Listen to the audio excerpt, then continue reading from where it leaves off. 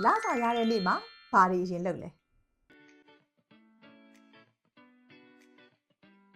မင်္ဂလာပါရှင်ကျမတို့ AI မြန်မာရဲ့ Financial Service Consultant ဖြစ်တဲ့မက်ကေခိုင်ဝင်းဖြစ်ပါတယ်ရှင်လကုန်ရက်ဆိုတော့လာစာတွေထုတ်ပြီးသွားကြပြီပေါ့နော်အရင်ဆုံးဘာတွေလုပ်လဲဆိုတာကိုပြောပြပေးပါအောင်လူတိုင်းမှာတော့ကိုယ့်ရဲ့လာစာလေးရလာလို့ရှိရင်လှုပ်ချင်တာတွေဝယ်ချင်တာတွေကိုစည်ရင်းလေးတွေလုပ်ထားတာရှိကြမှာပါဖုန်းထဲမှာပစ္စည်းပုံလေးတွေအပြည့်စုထားတာလားဒါမှမဟုတ်တငယ်ချင်းတွေနဲ့ဘယ်နေရာသွားပြီး relax လုပ်မယ်ဆိုတာကိုချိန်ထားတာလားတလာလုံးပင်ပန်းထားသမျှကိုစုချဖို့စဉ်းစားထားတာဟာတကယ့်ကိုပျော်စရာကောင်းတဲ့အစီအစဉ်လေးတွေပါ shopping လားတကယ်ချင်းတွေနဲ့ hand out လားဒါတွေကကျမတို့ lifestyle အတွက်ရေးကြည့်ပါတယ်ဒါပေမဲ့တစ်ခုတော့ရှိပါတယ်လူအများမေ့နေတဲ့အချက်တစ်ချက်တော့ရှိပါတယ်ဒါကတော့ကျမတို့ရဲ့ income လို့ခေါ်တဲ့ဝင်ငွေစီးဆင်းမှုကိုကာကွယ်ဖို့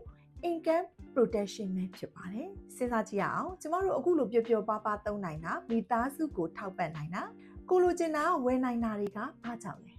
ကျမတို့စီမှာပုံမှန်ဝင်ငွေရှိနေလို့မဟုတ်လားရှင်တကယ်လို့တနေ့မှာမမျှော်လင့်တဲ့ကျန်းမာရေးတစ်ခုကြောင့်ပဲဖြစ်ဖြစ်အလုံးမလုံးနိုင်တဲ့အခြေအနေမျိုးကြုံလာခဲ့ရင်အဲ့ဒီအချိန်မှာကောကျမတို့အခုလက်ရှိ lifestyle ကြီးကဘာဖြစ်သွားမလဲအဲ့ဒီဝင်ငွေနေရာမှာအစားထိုးမဲ့ plan တစ်ခုကိုရောစီစဉ်ပြီးသွားပြီလားတကယ်တော့ဝင်ငွေရှိတဲ့သူတိုင်းမှာ